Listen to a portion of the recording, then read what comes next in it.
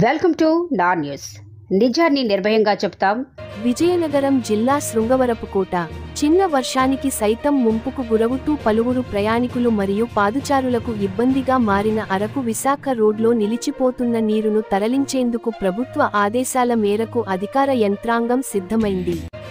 ఈ నెల 16వ తేదీన కురిసిన వర్షానికి రోడ్లపై మోకాళ్ల లోతు పైగా నీరు నిలిచిపోవడంతో కళాశాల మరియు పాఠశాలలు వదిలే సమయం కావడంతో విద్యార్థులు మరియు ప్రయాణికులు, వాహనదారులు తీవ్ర ఇబ్బందులకు గురయ్యారు. ఈ విషయంపై సోషల్ మీడియా మరియు పలు వార్తా కథనాలకు స్పందించిన అధికార పార్టీ నేతలైన స్థానిక ఎమ్మెల్యే కోళ్ల లలిత కుమారి మరియు డిసిఎంఎస్ చైర్మన్ గొంప కృష్ణ సమస్యపై కలెక్టర్ దృష్టికి తీసుకెళ్లడంతో నీరు నిలిచిపోవడం గల కారణాలు తెలుసుకొని సత్వర చర్యలు చేపట్టాలని అధికారులకు ఆదేశించారు. నీరు నిలిచిపోవడానికి ముఖ్య కారణమైన రోడ్డు ఇరువైపులా ఉన్న ఆక్రమణలు తొలగించి డ్రైనేజీ ఏర్పాటు చేయాలని ప్రభుత్వ ఆదేశాలతో స్థానిక అధికారులు ఆక్రమణలో తొలగించే పనిలో నిమగ్నమయ్యారు.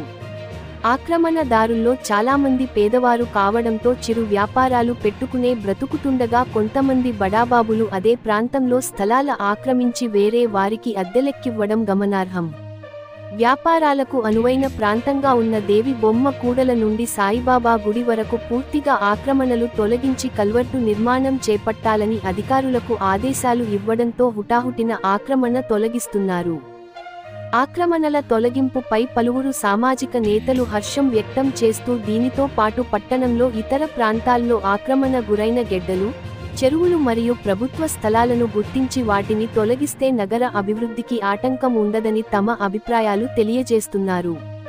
అధికారులు ఇప్పటికైనా స్పందించి శ్రీనివాస కాలనీ గుండా రాజు చెరువులో కలిసేందుకు వెళుతున్న పుణ్యగిరి గెడ్డ మరియు కలింగెడ్డ, రాజు చెరువు మరియు పట్టణ నడిబొడ్డిన గల ఇతర చెరువులలో జరిగిన ఆక్రమణలను తొలగిస్తారని ఆశాభావం వ్యక్తం చేస్తున్నారు.